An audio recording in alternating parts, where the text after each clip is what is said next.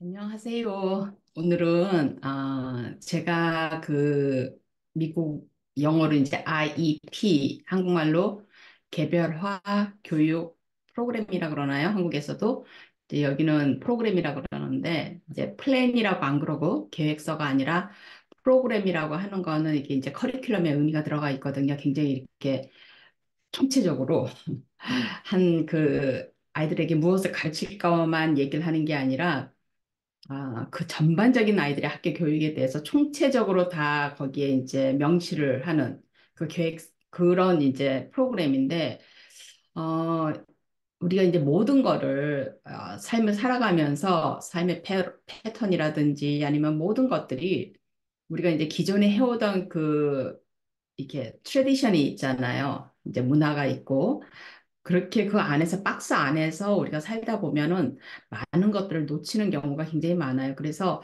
우리가 막 개발하고 뭐 혁명이 일어나고 이러는 것들이 결국에는 이제 누가 그렇게 아웃 오브 박스로 생각할 수 있느냐, 이제 쉽게 얘기하면 아웃 오브 박스. 우리가 우물 안에서 세상을 보면 요만한 그 둥근 하늘밖에 안 보이잖아요. 우물 안에서 보면. 근데 우물 밖에서 세상을 바라보는 거와 우물 안에서 바라보는 것. 그러면은 이제 우리가 그래서 그거를 out of box, 뭐 paradigm shift 뭐 이런 식으로 이제 이야기를 하는데 이제 우리가 IEP에 대해서 많은 분들이 이제 미국에 있는 부모님들도 그렇고 한국에 계시는 분들도 그렇고 굉장히 이제 많이 노심초사하면서 어떻게 하면 우리 아이를 잘 교육을 시킬까에 이제 고민을 많이 해요. 근데 이제 제가 대학원 학생들, 학교 선생님들인 대학원 학생들에게 내주는 과제 중에 하나가 제가 이제 IEP Integrity Study를 시키거든요. 그래서 기존에 한 3년의 IEP를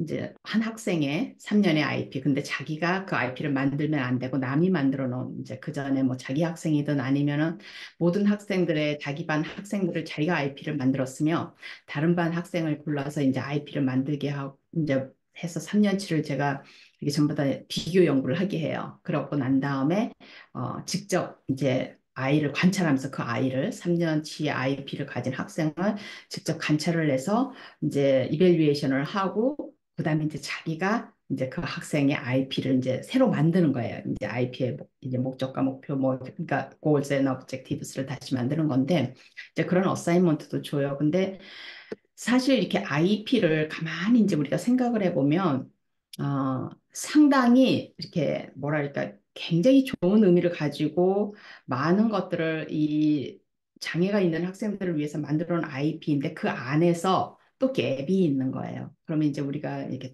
다시 돌아가면 미국에서는 1965년도에 처음으로 이제 중등 교육법이 생겼어요. 1965년도에 생겼는데 그때 당시에 초중등 교육법을 만들 때, 어, 장애 아이들은 없었던 거예요, 거기에. 그리고 아무도 생각을 못 했던 거예요. 왜냐하면 장애 아이들은 장애가 있기 때문에 당연히 어디 집 밖에 나가서 어느 기관에 가서 이렇게, 그러니까 사설 기관에서 왜 이렇게 뭐죠? 어, 앤 설리반이 나오는 갑자기 헬렌 켈러 같이 그렇게 이제 좀 경제적으로 이렇게 여유가 있는 집들, 이런 집들은 아이들을 사설 학교는 보냈지만은 그 외에 이제 1965년대 나왔던 추호 중등법이 그 교육법이 이제 그 퍼블릭 에듀케이션의 법이 그야말로 프리 에듀케이션이잖아요. 등록금 이제 우리는 뭐 육성회비도 막 차지하고 이랬었는데 모든 이제 세금을 내고 있는 아이들은 부모의 아이들은 학교를 뿌리로 등록금을 안 내고 가서 교육을 받을 수 있는 법이 생긴 거예요. 그러니까 나라에서 아이들의 초등학교, 중등학교를 책임지는 법이 생긴 거죠. 그러면 이제 우리가 만 18살까지를 우리가 발달 단계에 있는 아이들로 보거든요. 그러니까 칠드런으로 보고 이제 만 18세가 지나서 이제 영 애덜트가 시작이 되잖아요. 그러니까 65년도에 이제 그 법을 만들어서 그야말로 굉장히 가난하던 아이들, 이분인데 흑인들 그때 이제 당시에 그 뭐죠 남북전쟁이 일어나면서 흑인 노예 제도가 없어지고 이제 흑인들이 일반 시민으로 이렇게 나오기 시작한 지가 얼마 안 돼서 많은 갈등이 있었던 그 시기에 아직까지도 갈등이 있었던 많은 사건들이 일어나던 그 당시에 그래서 굉장히 시민 운동이 많이 일어났었죠.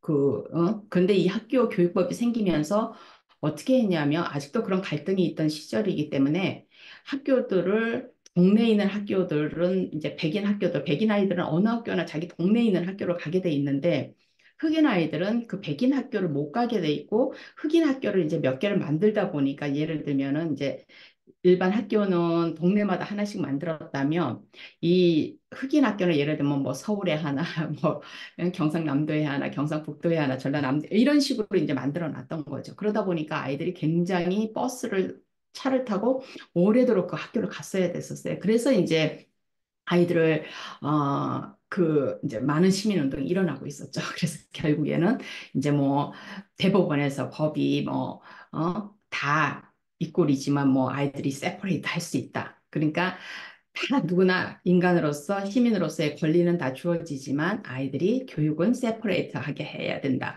해도 된다. 이렇게 이제 막 대법원이 와서 또 한 번 뒤집어지고 그렇게 해서 이제 다시 해서 결국에는 흑인 아이들이 이제 자기 동네 학교를 가게 된 거예요. 근데 이제 부모님들이 아이가 장애가 있는 아이들은 부모님들이 당연히 우리 아이는 장애가 있으니까 학교를 못 가는 거를 아무 그러니까 그래서 제가 아까 말씀드린 대로 이 아웃 오브 박스를 생각을 못 했던 거예요. 근데 흑인 부모님들이, 흑인 친구들이 다 그 시민운동을 해서 결국에는 자기의 권리를 어떻게 해요? 쟁취해내잖아요. 그래서 동네에 있는 학교에 아이들이 가게 된 거예요. 그걸 보면서 이제 장애 아이를 가진 부모님들이 이제 같이 그 운동 덕분에, 시빌라이스 운동 덕분에 1975년도에 이제 장애 부모님도 같이 이제 합류를 해서 그렇게 해서 결국에는 특수교육법이 생기게 됐어요. 그러니까 딱 10년 후에 이제 특수교육법이 생겼죠.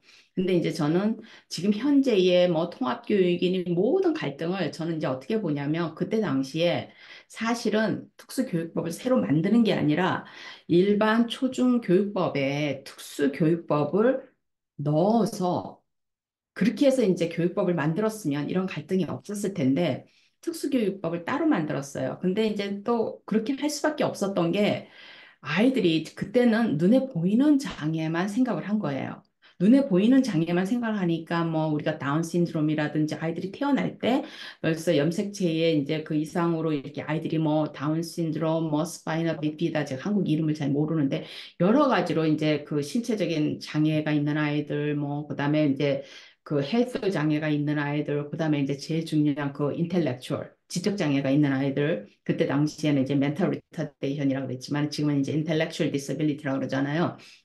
지적 장애가 있는 아이들 제일 중요한 게 우리가 교육은 이제 뭐 인텔리전스가 돼야 되잖아요. 멘탈리 아이들이 이제 돼야 되는데 요런 아이들은 그거를 체크조차도 하지 않을 정도로 당연히 아이들이 장애가 있으면 당연히 지적 장애까지 있다고 생각을 한 거예요. 그래서 이제 특수교육법을 새로 만들었고 이 친구들은 도저히 일반 그 초중 교육법으로 교육을 할 수가 없는 아이들이라고 생각을 한 거예요. 그때 당시에. 그리고 실제적으로도 그랬을 거라고 생각을 해요. 많은 아이들이 이제 일단은 정신 그 지적 장애가 있으면 여러 가지 다른 장애가 같이 동반되는 경우가 많아요. 제가 보기에는 다른 장애가 있다 그래서 지적 장애가 있느냐, 어느 게 먼저인 거는 모르지만 전반적으로 지적 장애가 떨어지다 보면 언어도 배우는 게 떨어지고 그러면 이제 사회성도 떨어지고 여러 가지가 이제 떨어지게 돼 있거든요, 줄줄이. 그리고 인간의 그 있던 그 운동 기능, 운동 능력과 뇌는 직접적으로 이렇게 연결이 돼 있거든요. 꼭 무슨 이렇게 우리가 그 뒤에 척추라 그러죠. 여기 스파인을 중심으로 해가지고 뇌와 그 뭐죠? 소근육, 대근육 이런 것들이 직접 연결이 돼 있어서 이제 많은 경우에 이 신경이 떨어지니까 지적 장애가 있는 친구들이 이렇게 보면은 굉장히 움직임이나 이런 걸 보면 좀 이렇게 느려요. 그러니까 그런 것들이 이제 많이 있거든요. 그러다 보니까 그때 당시에 이제 70년도 중반이죠. 그때 이제 그 법을 만들고 이랬을 때는 기본적으로 그 교육법을 만드는 우리가 이제 그 스테이크 홀더라고 그러죠. 그 정부에서 그 교육법을 만들던 그 이제 교육부였겠죠. 거기에서 이 친구들만을 생각을 했는데 이 친구들은 일반 학교에서 아이들이 학교 1학년에 들어가면 배우는 그 무슨 뭐 읽기, 쓰기, 뭐 이해하기 뭐 이런 것들이 안 된다고 생각을 한 거예요. 그래서 개별화 교육이 나온 거예요. 그래서 이 친구들은 일반 아이들의 이거를 받는 게 아니라 얘네들은 한 아이당, 왜냐하면 모든 아이들이 장애가 있는 아이들마다 자기의 그 특징이 있잖아요. 예를 들어서 아이가 뭐 다운 신드롬이다 그러면 전반적으로 다운 신드롬 자체가 문제가 아니라 항상 우리가 이제 교육에 있어서는 아이가 무슨 장애를 가지고 있느냐가 중요한 게 아니에요. 이 아이가 무슨 장애를 가지고 있든 이 아이가 교육을 어디까지 받을 수 있느냐의 이 문제거든요. 그러니까 다운 신드롬은 어때요? 다운 신드롬 자체가 문제가 아니라 다운 신드롬이 있는 아이들이 이 intellectual ability가 지적 능력이 이제 떨어진단 말이에요. 그 일반 우리가 말하는 그 노임 기준에서 평균에서 이렇게 아이들이 떨어지잖아요. 그러니까 떨어지니까 요 아이에 맞춰 가지고 그럼 이 아이는 스트레스를 받아가면서 요즘 뭐 뉴로 디버시티 이런 얘기도 많이 하지만 스트레스를 받아가면서 아이한테 읽기 쓰기 막 이런 걸 가르치는 것보다 이 아이에게 가장 맞는 교육이 뭘까? 아이가 언어가 좀 떨어지고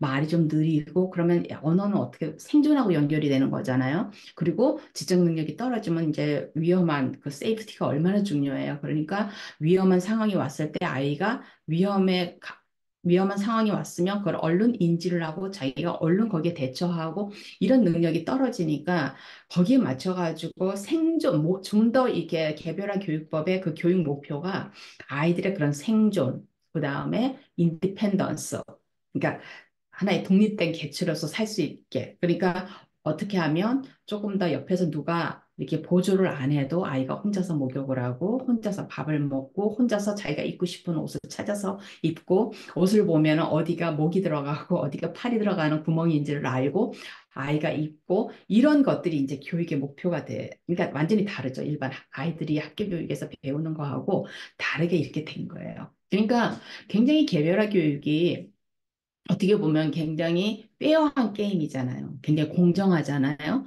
이 아이들에게 아무 그런 것 없이 너희들도 그냥 일반 아이들이랑 똑같은 커리큘럼을 가지고 똑같은 교과서를 가지고 공부를 해. 그러면 이건 굉장히 언페어한 일이 되는 거예요. 그죠? 공정하지 못하게 되는데 이 아이들에게 가장 급한 거, 특히나 장애가 있으면 모든 어른들의 가장 큰 중심은 이 아이가 얼마만큼 혼자서 독립적으로 살아갈 수 있을까?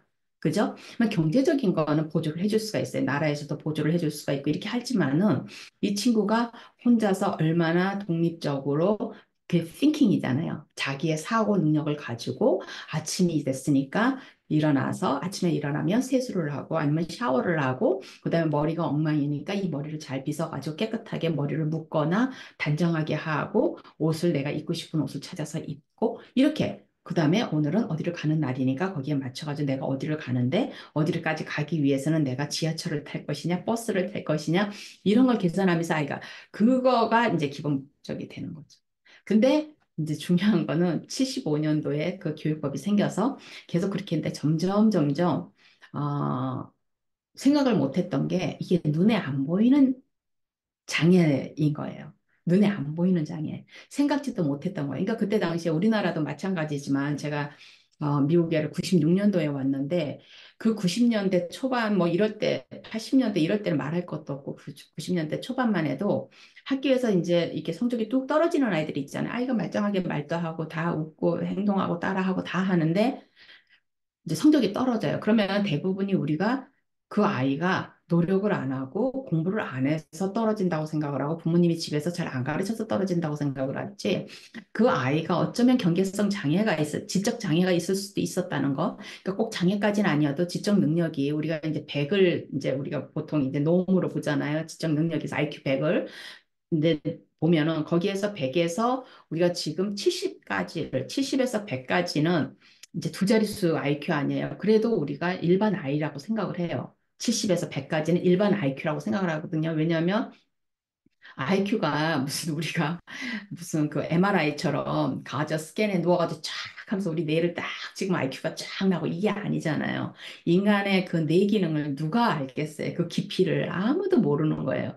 근데 아이가 행동하는 거나 말하는 거나 뭐 생활하는 데는 아무 문제가 없고 사회성도 어느 정도 있고 뭐 감정적으로도 자기가 남의 감정도 좀 캐치할 줄 알고 자기 감정도 좀 알고 모든 것들이 되는데 공부만 떨어지는 거예요. 그러니까 그때까지만 해도 IQ가 아이들이 70이다, IQ가 80이다 이러면 아, 얘가 못하는구나. 근데 IQ 70이나 80인 아이들이 동네 놀이터에 가서 놀면 아무 표가 안 나요. 아무 표가 안 나거든요. IQ가 55, 65 이렇게 기록이 나와 있는 아이들도 동네에 가서 놀고 있잖아요. 그러면 거의 표가 안 나요. 안 나는 경우가 많아요. 진짜 이 아이의 IQ가 55나 60이 되면 표가 날 거예요. 근데 지금 현재 미국의 기준으로 제가 한국의 아이들은 제가 이제 그 IQ의 아이들을 가르쳐 본 적이 없기 때문에 미국의 아이들을 기준으로 봤을 때 특히나 이제 이렇게 흑인 아이들이라든지 조금 가난한 동네, 시골 동네 이런 아이들을 보면은 경계성 지적 장애가 많거든요. 근데 이 아이들이 실질적으로 가서 가르쳐 보면은 거의 없어요. 제 경험으로는 거의 90% 이상, 98%까지도 보면은 이 아이들에게 누군가가 정확하게 이 아이들을 가르칠 줄 아는 선생님을 못 만나서 아이들이 그렇지. 이 친구들은 반에서 20명, 30명이 모여 있는 반에서는 잘 안 되는 아이들이에요. 근데 앉아가지고 아이를 가르치면은 뭐 작은 그룹으로 뭐 두세 명 앉혀놓고 가르친다든지 아이를 1대1로 가르친다든지 그러면은 배울 수 있는 아이들이에요. 그리고 잘 배워요, 아이들이. 그냥 이 그룹 어텐션이 안 되는 거지. 그러니까 요 아이들이 우리가 처음에 교육법을 만들 때는 요 아이들은 없었어요. 이건 제가 이제 그 당시에 미국의 교육법을 만드는데 제가 거기에 참석을 하지는 않았지만 왜 이렇게 됐을까를 제가 추정해서 올라가 보면 그때 당시에는 눈에 보이는 장애들만 생각을 해서 개별화 교육법을 만들었구나. 근데 이 개별화 교육법이 지금 이제 한국에서는 개별화 교육법이 이제 막 시작을 했고, 막 학교들이 또 어떤 학교는 잘 안 하고, 또 해도 선생님들도 이 개별화 교육법이 뭔지 정확하게 이해 못하는 선생님들도 있으시고, 여러 가지로 막 부모님들하고 갈등도 있고, 또 부모님들도 이게 맞는 건지 안 맞는 건지 막 이제 헷갈려 하시고 이러는 경우가 참 많단 말이에요. 근데 저는 이제 개별화 교육법이 많은 문제점을 제가 이제 제 책에다가 그거를 분석을 해가지고 제가 올려놨는데, 그러니까 집어넣었는데, 개별화 교육법이 굉장히 많은 장점이 있지만, 어떻게 보면 이 경계성 장애에 있는 아이들한테는 개별화 교육법이 뭐 모든 아이들이 다 마찬가지예요. 왜냐하면 이제 이게 문제 보세요. 개별화 교육법을 위해서 많은 것을 싸우고 계시는 부모님들은 어떻게 해서든지 우리 아이가 개별화 교육법에 의해서 맞는 교육을 우리 아이한테 맞는 우리 아이에게 적절한 교육을 받았으면 좋겠다 그러는데 이제 한국은 조금 달라요. 근데 미국은 기본적으로 특수교육에는 커리큘럼이 없어요. 텍스트북도 없어요. 그러면은 IEP 미팅을 하면 어떻게 해요? 이제 팀이 만나잖아요. 그럼 이 아이의 교육에 관계되는 이제 모든 팀이 만나요. 그러면 이제 학교 교장 선생님이나 아니면 스쿨 디스트릭트의 스페셜 에듀케이션 디렉터나 반드시 이 행정을 하는 사람이 한 명 반드시 있어야 돼요. 이 대표, 왜냐면 이 행정을 하는 사람들이 디시전 메이커들이잖아요. 그러니까 반드시 교장 선생님이 못 들어오면은 교장 선생님들이 많은 경우에 일반 학교의 교장 선생님들이 특수교육 그러면 여기서도 똑같이 약간 교장 선생님들이 That's not my thing 이렇게 하는 이 태도를 보이는 교장 선생님들이 꽤 많아요. 그러니까 교장 선생님이 특수교육에 이렇게 특수교사를 하다 교장 선생님이 되신 분들은 좀 다른데 일반 교사를 하다 이제 교장 선생님이 된 사람들은 그 당시에 지금도 우리가 일반 그 초등교육이나 중등교사 자격증을 하는 친구들이 특수교육 개론 정도 지금 이제 요즘 이제 하나 더 해서 이제 그 방법론 코र्스를 하나 더 넣기는 하지만 아직까지도 굉장히 약하거든요. 이 친구들이 이 특수교육에 대해서 배우는 게 전반적으로 제가 이제 이 리서치를 하나 그쪽으로 한 게 있어가지고 모든 이 50개 주에 있는 초등 교육 그 교사 자격증 프로그램을 그 커리큘럼을 제가 다 한번 이벨리에이션을 했었거든요. 몇 년 전에. 근데 놀랍도록 그 두 번째 과목을 리ኳ이어 하는 그 대학들이 그렇게 많지가 않아요. 근데 이분들이 이제 교장이 되거나 이제 그 교육부에 무슨 뭐 장학관, 한국은 그렇게 얘기를 하나요? 근데 여기서 이제 특수교육의 이제 디렉터가 되거나 이렇게 해서, 이분들이 이제 디렉터가 참석을 하면 교장 선생님이 참석을 안 해도 되지만 많은 경우에 교장 선생님이 거기를 앉으시면 독립적으로 그거를 이제 내가 장로로서 이걸 하는 게 아니라 일반 그냥 부모님이랑 똑같이 앉아서 이렇게 계시는 경우가 많아요. 그리고 이제 특수교사가 IP 미팅을 이제 주도를 해서 하는데 이제 거기에 뭐 카운셀러가 들어오고 또 아이가 이제 어떤 서비스를 받느냐에 따라서 언어 치료사가 들어오기도 하고 그다음에 이제 소근육 그 치료하는 아큐페이셔널 테라피스트가 들어오기도 그러니까 아이가 받는 그거에 따라서 이제 거기에 팀이 들어오잖아요. 그러면 팀이 들어오면은 이제 부모님이 첫 IP 맨 처음에 아이가 장애 판정을 받아가지고 첫 IP를 만들 때, 그러니까 장애 판정을 받을 때, 받아가지고 이 아이가 장애가 있느냐 없느냐 그 미팅에는 반드시 부모님이 참석을 해야 되지만 그 외에 미국 교육법에 의해서 IP 미팅에 부모님이 반드시 참석을 해야지 IP 미팅을 하게 안 돼 있어요. 그러니까 부모님을 반드시 초대는 해야 되고 부모님이 내가 가겠어 갈 거야 그랬는데 부모님이 안 나타나잖아요. 부모님이 오겠다 그랬는데 안 나타나면 미팅을 할 수가 없어요. 해체해야 돼요. 왜냐면 부모님이 온다 그랬는데 안 나타났기 때문에. 그러면 이제 그 다음에 다시 스케줄을 다시 해요. 그래서 부모님이 또 온다 그랬어요. 근데 또 안 나타나. 두 번째도. 그러면은 못 해요. IP 미팅을.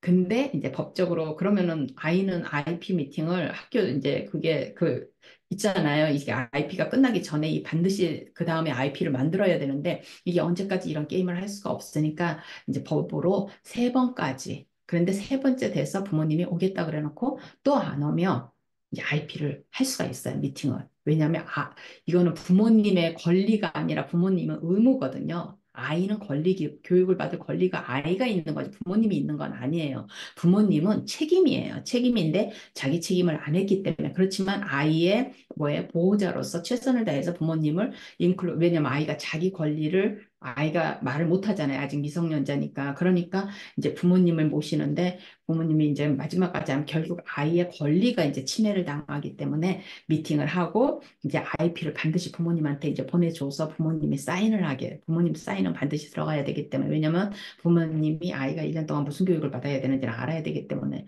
그렇게 해서 이제 하게 돼 있는데, 이제 우리가 가만히 생각을 해보면, 이제 제가 말씀드린 건 저의 관심은 제가 이제 그전에도 말씀을 드렸지만 저는 눈에 안 보이는 장애 아이들이에요. 이게 딱 보면 애가 장애가 있는지 없는지 모르는 아이들. 물론 이제 뭐 자폐증 아이들, 자폐성 장애 아이들 이런 아이들은 굉장히 오묘하잖아요. 굉장히 신기하잖아요. 그래서 저도 관심이 많고 그 친구들 중에 많은 경우가 IQ가 뭐 30, 40 막 이렇게 이렇게 나오지만은 그 아이들의 그 안의 세계는 아무도 몰라요. 직접 가르쳐 봐야 알아요.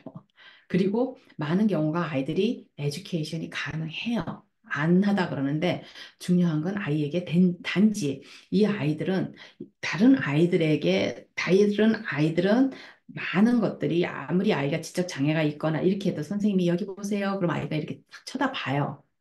아이들은 지적 장애가 40이어도 아이가 이제 물론 문제 행동이 있으면 안 쳐다보지만은 그래도 아이가 뭐 두드리면 이렇게 쳐다본단 말이에요. 근데 이제 우리 자폐성 장애 아이들이 똑똑 두드렸을 때 이렇게 탁 쳐다보는 경우 물론 아이가 이렇게 스캔을 할 수 있죠. 그리고 얼른 이렇게 갈 수도 있지만은 하는 아이도 있지만 아예 반응이 없죠. 엄마가 막 불러도 반응이 없고. 그러면 이제 그거를 저도 이제 그 나중에 이제 또 다른 얘기를 하겠지만은 그런 반응을 안 보일 때 아이가 듣고 안 보이는 거냐? 아이가 아예 못 듣는 거냐?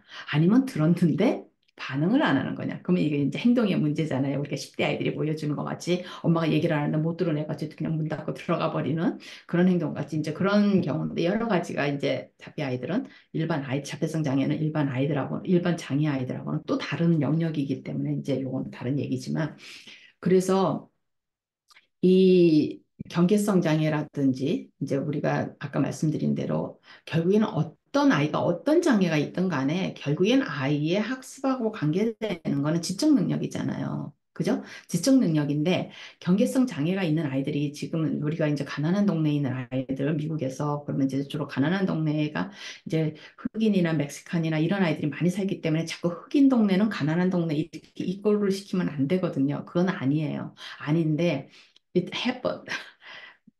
지금 아직까지도 조금 이게 우리가 이제 얼번이라고 말을 하는데 얼번은 사실 도시거든요. 미국에서 도시의 의미잖아요. 그러면 우리는 도시 뭐 서울, 도시 뭐 동대문 완전히 명동 도시잖아요. 근데 미국에서는 이제 가난한 친구들이 가족이 이제 교통수단이 없다 보니까 도시에 몰리게 돼 있어요. 모든 것들이 이렇게 걸어서 가게도 갈 수 있고 이렇게 하다 보니까 이 도심지에 이 친구들이 모여서 살다 보니까 거기가 이제 얼번이 되고 거기가 이제 그러다 보니까 자꾸 이제 거기서 범죄 사건도 일어나고 이렇게 해서 위험한 동네 이렇게 해서 완전히 얼번이 사실은 좋은 의미였는데 지금 이제 얼반의 의미 그러면은 가난하고 범죄가 많고 막 이런 의미로 이렇게 바뀌었단 말이에요. 근데 이제 이 친구들을 보면은 가연 이제 우리가 나누는 데 있어서 우리가 타고난 장애가 있잖아요. 근데 이 많은 친구들은 타고난 장애가 아니라 후천적인 환경에 의해서 환경에 자극이 없어서 그 자극이잖아요. 우리가 이제 아이들을 데리고 막 말을 하면 이건 자극이잖아요. 그럼 아이가 깐난쟁이가 막 태어났을 때 엄마가 옆에서 막 웃고 또 얘기하고 엄마 엄마 하면서 얘기하고 이게 다 자극이거든요. 그럼 아이가 이제 이렇게 듣기 언어를 계속 배우는 거 아니에요. 그러면 어느 날 아이가 제일 먼저 말하는 게 뭐예요? 엄마? 말을 하잖아요. 왜냐하면 제일 많이 들었던 말이기 때문에 아이가 엄마, 그다음에 이제 뭐 아빠, 아니면 뭐 동생이 아이하고 더 많이 놀았으면 이제 뭐 언니, 뭐 오빠? 오빠라는 발음은 굉장히 어렵잖아요. 아빠도 어렵고 오빠도 어려운데 빠빠 이러면서 이제 아이가 발음을 하기 시작한단 말이에요. 그러니까 그런 자극이, 언어 자극이 없다 보면 뇌 발달은 또 늦어질 수 있거든요. 그러니까 아이들이 가지고 태어난 뇌에 이제 제가 그전에 얘기했지만 pre-wired, 미리 이제 우리가 그 뭐죠?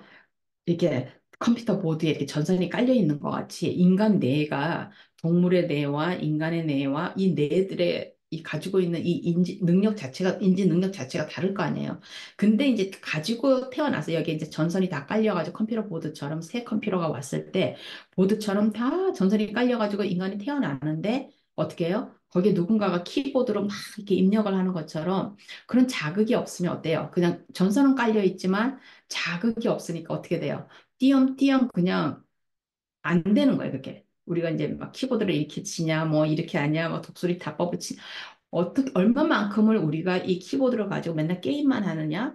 아니면 그걸 가지고 이제 저처럼 뭐 논문을 쓴다든지, 뭐 책을 쓴다든지, 뭐 이메일을 체크하는, 뭐 이렇게 하다 보면 어때요? 메모리 자체가 각자 한 살 요즘은 컴퓨터 한 대 없는 집이 없으니까 그 컴퓨터마다 그 집의 주인이 컴퓨터의 주인이 어떤 일을 하느냐에 따라서 컴퓨터 용량이 어때요? 컴퓨터 안에 있는 메모리 그 안에 메모리 그 기능이 있잖아 하드웨어 그 메모리 안에 무엇이 입력돼 있는 게 다를 거 아니에요.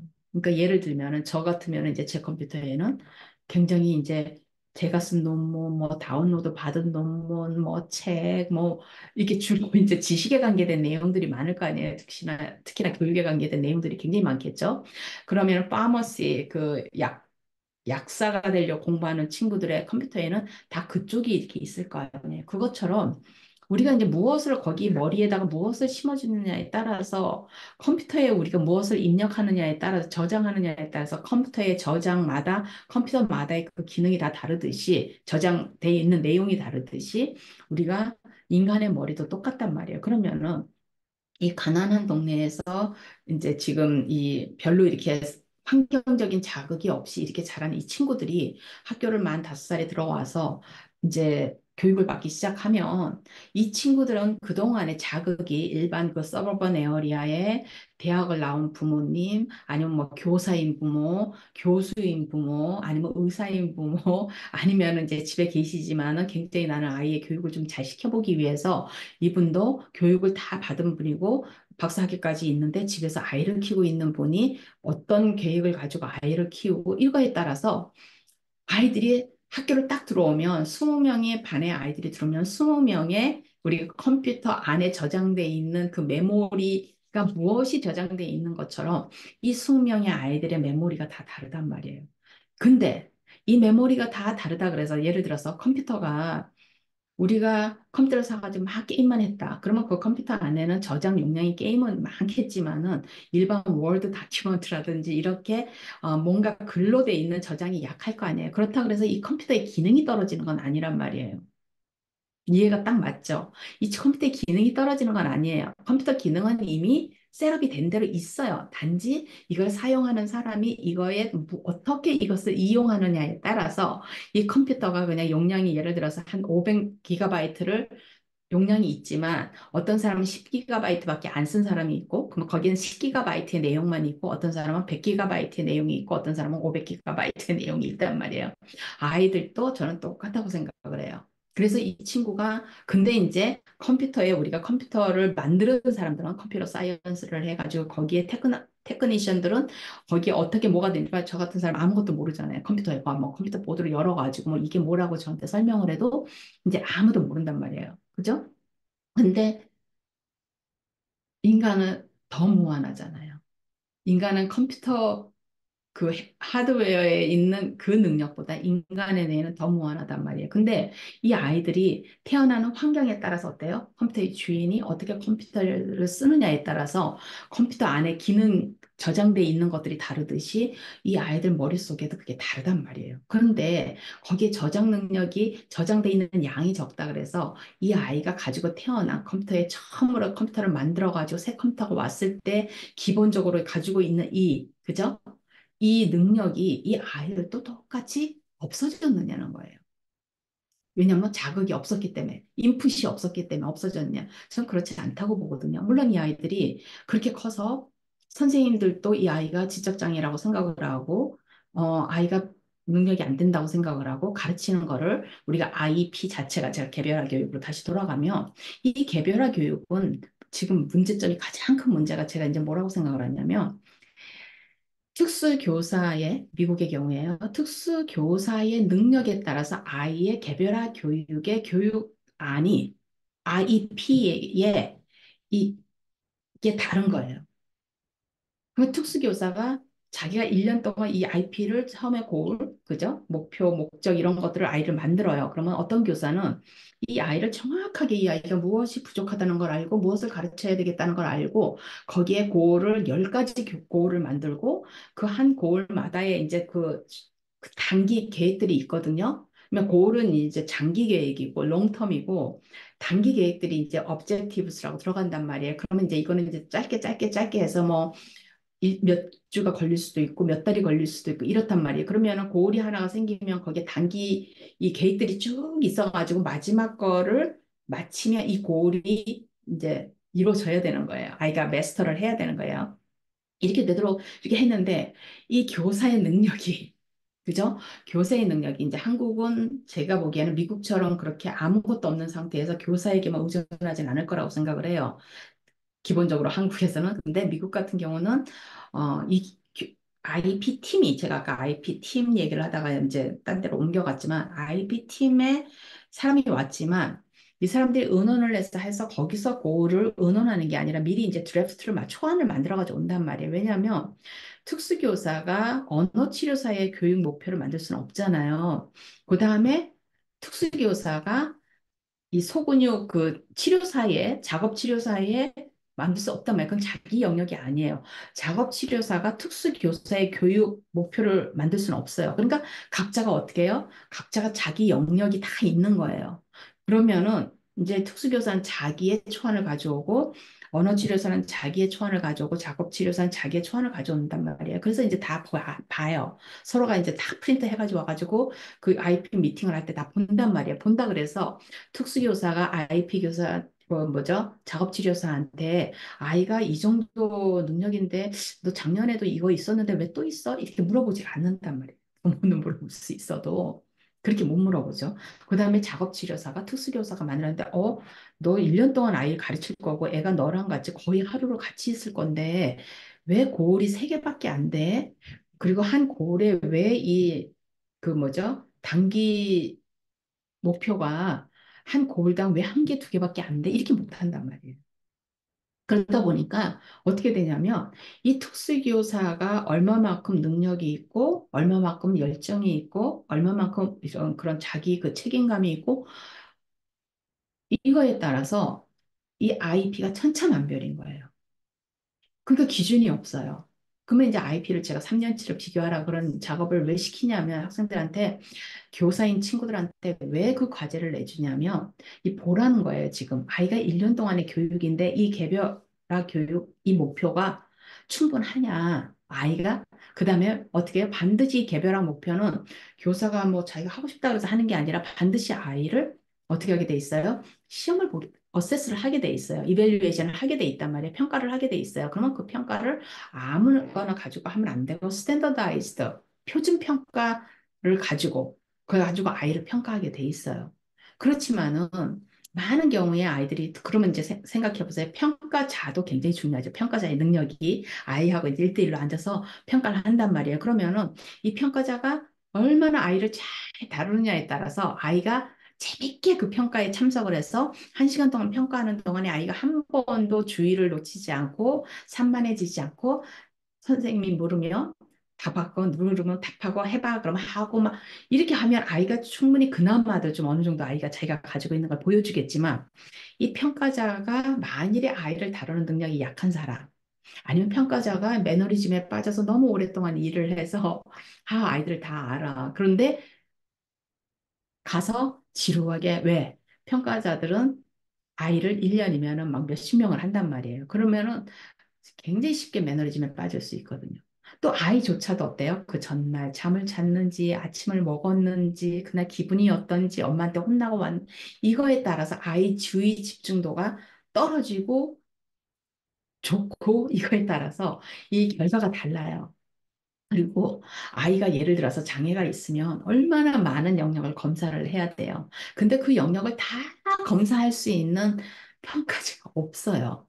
왜냐하면 표준 평가지는 문제가 한정돼 있어요. 그럼 생각을 해보세요. 아이의 어텐션을 우리가 평가를 한다 그러면 어텐션이 얼마나 깊고 넓어요. 근데 문제는 한 5개, 6개밖에 안 된단 말이에요. 항목이. 그럼 5개, 6개를 가지고 아이를 어떻게 다 평가를 해요? 그러니까 우리가 표준화 평가를 받는 게 법으로 반드시 표준화된 평가서를 써야 돼, 평가 그 인스트루먼트를 써야 되고, 반드시 이렇게 해야 되고, 반드시 IP 하기 전에 반드시 이런 아이를 테스트를 해서 이 결과를 가지고 그 결과에 맞춰서 IP를 해야 되고, 이렇게 룰은 다 돼 있어요. 모든 구조는 잘 돼 있어요. 근데 뭐예요? 리얼리티에서는 이게 어때요? 교과서도 없고, 평가 내용도 어때요?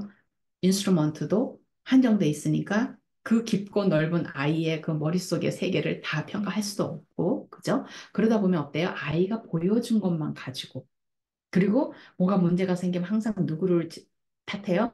아이를 탓하죠. 아이가 협조를 안 해서 충분히 평가를 못 했어요. 이번에는 어쩔 수가 없습니다. 저희가 시간도 없고 지금 아이가 2, 30명은 제가 해야 되는데 이 아이한테만 매달릴 수가 없어요. IP 미팅에서 부모님한테 그렇게 얘기를 하는 거예요.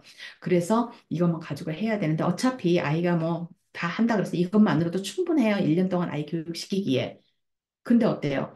매년 아이를 평가하면 그 작년에 IP를 만들어 놓은 거에 기준에서 아이가 IP의 숄텀 고울 뭐 이런 것들을 쫙 해서 아이가 이거는 아이가 다 마스터를 했고 이거는 아직까지 해야 되고 그러면 이렇게 시험을 해서 이 정도까지를 깊이 할 수 있는 시간이 없어요. 여건적으로.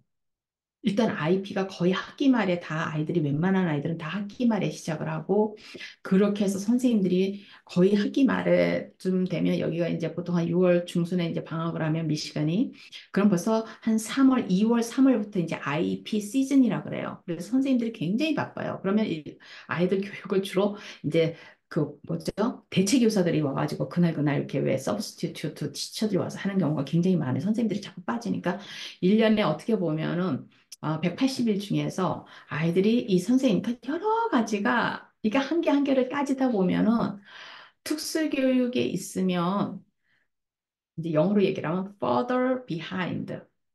every year에 매년 아이들이 더 처진다는 거예요. further behind, further behind. 그럴 수밖에 없는 게 아까 말씀드린 대로 IP가 아이들의 교육의 권리를 위해서 나라에서 만들어 놨고 모든 법적으로는 정확하게 아이들의 권리를 지키기 위해서 다 만들어 놨단 말이에요. 근데 어때요? 실시간적으로 unrealistic한 거예요. 그리고 선생님들이 IP를 이렇게 만들었단 말이에요. 그러면 그거는 교육 내용이 아니라 교육 목표예요. 그러면 예를 들어서 아이가 자기 이름을 아직 못 써요. 그러면 아이가 이번에 교육 목표가 아이가 자기 이름을 쓰는 거예요. 아이가 자기의 주소를 쓰는 거예요. 주소를 아는 거야. 그러면은 물어보면 자기 주소를 이야기하는 거야. 물어보면 자기 이름을 말하는 거야. 그리고 자기 이름을 쓰는 거예요. 근데 그러면 예를 들어서 John will say his address when asked 뭐 이렇게 나온단 말이에요. 이제 물어봤을 때 자기 주소를 말한다. 그럼 이게 이제 교육 목표예요. 근데 중요한 건 뭐예요? 아이에게 주소를 암기해서 말할 수 있는 거는 뭐예요? 교육 내용이잖아요. 그걸 어떤 방법으로 가르칠 것인가는 교사한테 달려 있는 거예요. 그러면 일반 아이들은 어때요? 텍스트북이 있잖아요. 커리큘럼이 있단 말이에요. 그러면 커리큘럼에 아이들은 텍스트북만 보지만 교사한테는 매뉴얼이 있단 말이에요. 그러면 그 텍스트북 내용을 매뉴얼에 레슨 플랜까지 막 다 나와 있단 말이에요. 그러면 교사들이 그것만 가지고도 충실히 할 수가 있어요. 그러면 꼭 연기하는 사람이 우리가 그 이제 뮤지션이 노트를 보면서 악보를 보면서 이제 연주를 하잖아요. 그것처럼 이제 교사가 물론 교사의 능력에 따라서 똑같은 노트를 보고 가도 우리가 첼로 연주를 한다 그러면 이제 요요마 같은 경우는 막 어마어마하게 똑같은 노트를 가지고 슈베르트든 뭐 하면 뭐예요 그 베토벤이든 뭐든 이런 사람들이 똑같은 뮤직을 가지고 아직까지도 우리가 이제 클래식 뮤직을 많이 연주를 하잖아요. 그 옛날 언제 태어났는지도 기억이 안 나는 그 오래된 뮤지션들의 노트를 가지고 얘기를 하는데 우리가 초등학생이 플레이하는 거, 중학생이 플레이하는 거, 대학생이 플레이하는 거, 그 다음에 완전히 그 이름난 사람이 똑같은 노트예요. 다 다르잖아요. 우리가 뭐 정경화 씨 뭐 막 이렇게 말할 때 왜 그래요? 똑같은 노트를 가지고 플레이를 하는데 어떤 사람이 플레이하는 거 막 가슴을 울리는 거예요. 막 자기도 모르게 막 이렇게 몸이 막 이렇게 딱 텐스가 되고 막 그 사람이 연주가 딱 끝나면 자기도 모르는 사이에 막 일어나가지고 막 박수를 친단 말이에요. 너무너무 감동을 받아서. 근데 그 노트를 가지고 예를 들어서 이제 막 바이올린을 배우기 시작했고 이제 막 서툴고 뭐 이런 친구들이 고등학생이라든지 대학생들이 막 플레이를 완전히 다르잖아요. 똑같은 거예요. 이 커리큘럼도 텍스트북도 똑같아요. 그죠? 똑같은 게 똑같이 나오고 거기에 레슨 플랜까지도 있고 어떻게 가르쳐라 다 있지만은 결국에는 연기는 누가 해요? 선생님들이 해야 되는 거예요. 우리가 그 대본이 나와 있는데 그 대본을 가지고 왜 뭐 1,000명, 100명씩 그 신인 배우들이 와서 오디션을 보잖아요. 근데 감독이 누군가를 뽑잖아요. 그럼 그 사람들이 똑같은 대본을 가지고 와서 연기를 이제 실험으로 막 보여주는데 다른 거예요. 그럼 이건 뭐에 달려 있어요? 이 사람들의 해석에 달려 있는 거예요. 똑같은 노트를 보고도, 아, 이거는 대본 전체를 봤을 때, 전체를 읽으면서, 아, 요 역할은 무엇을 어떻게 해야 되는 거구나. 아, 그러면 내가 이걸 가지고 어떻게 감성을 잡고 내가 어떻게 우는 모습을 보여주고 이랬을 때 내가 어떤 표정을 짓고 이런 걸 한단 말이에요. 교사도 똑같아요. 그래서 그나마도 일반 교육은 교사들이 어때요? 그나마도 대본이 좀 더 자세하게 나와 있어요. 그래서 그 위험도가 이제 영어로 얘기하면 베어리어블이라고 그게 좀 작아요. 근데 특수 교육은 일단은 기본적으로 대본이 없어요. 그리고 IP도 어때? 누가 만들어요? 교사가 만들어요. 이건 누가 가르쳐요? 그 교사가 가르쳐요. 그리고 시험을 누가 봐요? 아이가 배웠나 못했나? 그 테스트를 누가 해요? 그 교사가 해요. 그리고 그 다음에 IP를 누가 만들어요? 그 교사가 만들어요. 근데 일반 반은 올해 선생님을 선생님 별로였어. 근데 그 다음에 선생님이 너무 좋은 선생님을 만났어. 너무 똑똑해. 열정도 넘쳐. 막 연기를 너무 잘해. 이 선생님을 만났는데 아이가 조금 빵꾸가 났는데 죄송해요. 빵꾸를 비었어서 애가 조금 홀이 있는데 갭이 있는데 이 선생님이 탁 캐치해서 얘가 이게 떨어지는구나. 엄마하고 의논해가지고 이거를 그럼 어머님 이거를 집에서 조금 어떻게 좀 튜러나 누구를 해서 좀 해보실래요? 제가 여기서는 이렇게 하기 때문에 힘들어요. 이렇게 의논을 해가면서 선생님이 한단 말이에요. 근데 특수교육은 미국 같은 경우는 아이들이 보통 이제 한 여러 그레이드를 가르쳐요. 이제 이 친구들은 그레이드가 없어요. 이제 특히 특수반에 있는 아이들은. 그러면 어때요? 이 선생님이 아이가 6살 때도 가르치고 7살 때도 가르치고 8살 때도 가르쳐요. 그럼 어떻게 되겠어요? 만일에 이 선생님이 너무너무 스마트한 선생님이어가지고 아이들을 어떻게 가르치는 줄 알고 아이를 딱 보면 얘는 테스트와 상관이 없이 아이가 이게 부족하구나. 아, 요걸 해야 그 다음 단계를 나갈 수 있겠구나. 그래서 이런 선생님들은 이런 선생님 앞에서 아이가 1년, 2년을 배우면 이 아이는 이제 눈에 보이지 않는 장애를 가진 이 친구들 말이에요. 경계사장 이런 아이들은 어떻게 하면 일반 반으로 아이가 통합이 돼서 일반 반 선생님이 조금만 애를 쓰면 그리고 부모님이 집에서 조금만 뭐 튜러를 붙인다든지 이렇게 하면 이 아이가 일반 반에서 아이가 움직여 나갈 수 있는 거예요, 배우고. 근데 이제 어때요? 선생님이 만일에 그런 특수반 선생님이 아니면 어떻게 되겠어? 3년을 능력이 안 되는 선생님하고 아이가 지내게 되면 이게 선생님들이 열정하고는 또 달라요. 물론 열정이 있죠. 선생님들이 열정이 있지만, 열정이 있는 선생님이 능력이 있는 거하고는 또 다르거든요. 굉장히 스마트해야 되잖아요. 아까 제가 말씀드린 대로 선생님이 시험도 다, 모든, 이거는 완전히 만능 선생님 역할이 돼버린 거예요. 미국에 지금 이 룰이 그렇게 만들어 놨어요. 근데 그걸 아무도 얘기를 안 해요. 왜? 아무도 생각을 못 해요. IP를 가지고 컴플레인 하는 사람은 거의 없어요. 그리고 이게 맞다고 생각을 하는데 일반 제가 말씀드리는 그 경계성 장애가 있다든지 우리가 경계성 장애에 있는 아이들하고는 또 다르다고 그랬잖아요. 그다음 특히나 학습 장애 아이들 IQ가 노멀 레인지에 들어가 있는 아이들이에요.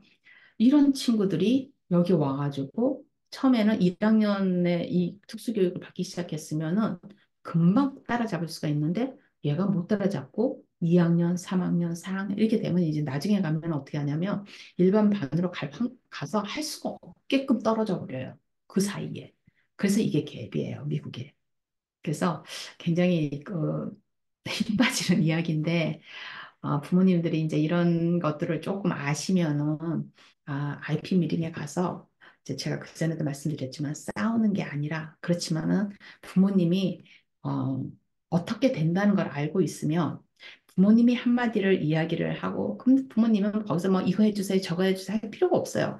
질문을 하면 돼요. 계속 질문. 질문은 뭐예요? 질문을 하는 거는 상대방을 생각하게 만들어요. 왜? 질문을 하면 답을 해야 되잖아요. 그러니까 질문을 하는 거예요. 굉장히 부드럽게. 그죠? 그리고 교양 있게 질문을 하는 거예요. 우리 아이가 제가 집에서 이렇게 이렇게 해봤더니 왜냐면 부모님들도 다 초등학교 다녔잖아요. 중학교 다녔잖아요. 고등학교 다녔잖아요. 부모님들도 교과목이 어떻게 되는지 다 알아요. 뭐 무한하지를 않아요. 초등학교 서점에 가면 다 있잖아요, 교과서들. 요즘 다 있죠. 그런 걸 부모님이 쭉 가서 제가 엊그제, 어?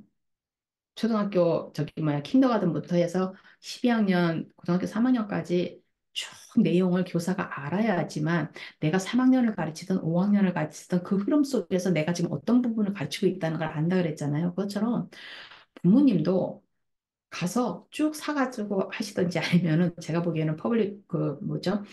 그 도서관 같은 데 가면은 다 있을 것 같거든요. 쭉 읽어보시는 거예요. 너무너무 쉬워요. 공부를 뭐 반에서 뭐 40, 나는 40등, 50등, 60등 해가지고 공부를 못해서 내가 모를 거야 그러는데 그러지 않아요. 사람이라는 게 나이가 든다는 건 삶의 무게거든요. 삶의 무게는 머리도 같이 좋게 만들어요. 그러니까 내가 10대에 공부를 못한 거하고 내가 지금 30, 40이 돼가지고 그 교과서를 보는 거하고는 완전히 달라요. 모르면은 1학년 거부터 보면 돼요. 그럼 1학년 거를 부모님 마스터를 하는 거예요. 그리고 또 2학년 거, 1학년 거를 이제 마스터를 다 하셔서 야, 이런 내용이구나. 과학은 이런 내용이 있고 사회는 이런 내용이 있고 수학은 이렇고 하면 2학년 건 어때요? 쉬워요. 2학년 거 또 해요. 다 하고 나면 3학년 거. 제가 여기 와서 교사 자격증을 받을 때 제가 과학을 굉장히 못했거든요. 중학교까지 수학도 잘하고 과학도 잘했는데 언제부턴가 못하게 됐어요. 근데 다른 거는 다 한국에서 제가 한 걸로 제 이제 그 교사 자격증 하시는 분이 대학에 계시는 분이 저를 너무너무 예쁘게 주셔가지고 다 이제 괜찮은데 과학은 해야 되겠다. 왜 과학 시험을 보라는 거예요. 교사 자격증에 그 이제 과학 실력이 되는가를 50점만 넘으면 돼. 근데 제가 영어잖아요. 50점도 넘을 자질이 없는 거예요. 과학에. 그래서 어떻게 할 것인가 이거를 고민을 하다가 아, 초등학교 교과서부터 한번 보자.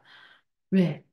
도저히 내가 고등학교 교과서를 봐서는 이해를 못할 것 같고 대학 교재는 뭐 더더구나 이해를 못할 거 아니에요. 그래서 초등학교부터 보자. 그래서 초등학교 쭉 읽었어요. 그거 읽고 그다음 학년 거 읽고 중학교 거 읽고 그리고 고등학교까지는 안 읽었는데 왜냐면 50점만 받으면 된다 그러니까 그 정도 하니까 삶의 무게가 있으니까 벌써 제 나이가 30이 넘고 이러다 보니까 그래서 가서 시험을 봐도 65점을 받았어요. 그러니까 그거예요. 근데 얼마나 그때 당시에는 당황하고 제가 이 과학 때문에 내가 교사를 못 받겠구나, 교사 자격증을 못 받겠구나, 이런 생각을 했단 말이에요. 그러니까 부모님들도 가셔가지고 이렇게 쭉 보시면 돼요. 보시면은 특수교사 하시는 분들도 똑같아요. 하셔가지고 이렇게 쭉 그래도 저는 한국에서는 조금 더 교사가 되시는 분들의 그런 어떤 고등학교 때까지의 그런 공부한 거. 왜냐면 한국이 워낙 대학에 이게 경쟁이 심하기 때문에 기본적으로 미국보다는 교사가 되는 분들의 교사들의 기본적으로 교사들이 공부를 잘했던 사람들이에요. 교사를 공부를 잘했다는 거는 대학을 가고 공부를 잘했다는 건 뭐냐면 공부하는 스터디 스킬이 있다는 거예요. 스터디 스킬이 있는 사람은 아이들을 잘 가르칠 수가 있어요. 근데 미국에는 정말로 제가 그랬잖아요. 전교 꼴찌를 해도 교사가 되고 싶은 친구들은 다 교사가 될 수 있는 방법들이 있어요. 근데 이제 뭐가 걱정이냐면 많은 교사들이 이런 얘기를 미국 사람이 들으면 안 되는데 뭐 사실이니까 내가 뭐 미국에는 이제 등수가 없지만은 내가 예를 들어서 한국으로 따지면 한 30명 중에 내가 20등이었다. 30명 중에 내가 25등이었다. 뭐 이렇게 돼도 교사가 되려면 대학이 워낙 많고 대부분의 대학에는 이 교사 자격증 프로그램에 그 뭐죠 교육대가 다 있기 때문에 다 될 수가 있거든요. 그러니까 이런 친구들은 이제 공부를 못하면 머리가 굉장히 좋아도 공부를 안 해서 못하는 친구도 있지만 공부를 열심히 했는데 못하는 친구도 있어요. 뭐 했는데 못하는 친구들 같은 경우는 머리가 나쁘기보다는 어떻게 보면 스터디 스킬이 없어서 그러는 경우가 많거든요. 공부를 어떻게 해야 되는지를 몰라서 교과서 하나를 읽어도 자, 교과서를 어떻게 읽어야 되는지를 모르는 거예요. 효과적으로 짧은 시간에 내가 시험 공부를 할 때 이 교과서를 어떻게 읽느냐. 이런 스킬이 이제 없으면 머리가 웬만큼 좋아도 시험을 못 볼 수가 있어요. 저도 그 중에 하나였어요. 그러니까 이제 많이 달라요. 그래서 어, 제가 그전에도 말씀을 드렸지만 무한한 세계가 아니라 단순하다는 거, 공부를 하면 된다는 거, 그리고 실제적으로 공부가 아니라 실제적으로 쭉 읽으면은 이제는 내가 나이살이 있기 때문에 삶을 살아온 그 경륜이 있기 때문에 쭉 읽으면 훨씬 더 쉽다는 거. 그래서 이제 오늘은 IP 얘기를 하면서 그 IP가 무한히 우리 아이가 IP만 있으면 모든 게 해결될 것 같이 막 이렇게 막 부모님들이 조급해 하시는 분들도 계시는데 IP 그 자체에는 모든 시스템에는 항상 그런 갭이 있어요. 우리가 최선을 다해서 어떤 법을 만들고 우리가 시스템을 만들지만은 모든 시스템에는 항상 갭이 있어요. 완벽하지 않아요.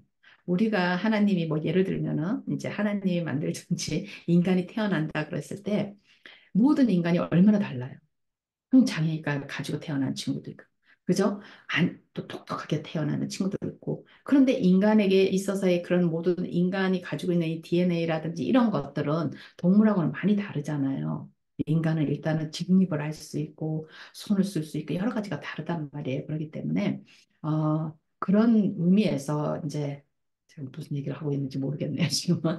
그러니까 IP에 대해서 완벽한 게 아니라 IP에도 이렇게 많은 단점이 있다는 걸 한번 이렇게 들어보시면은 너무 그렇게 막 IP 막 내 아이가 IP가 있느냐 없느냐 막 IP를 왜 안 해주느냐 막 이 교육을 받느냐 저 교육을 받느냐 막 이런 안타까움들이 조금 이제 가라앉을 수 있지 않을까 해서 제가 이런 이야기를 드립니다.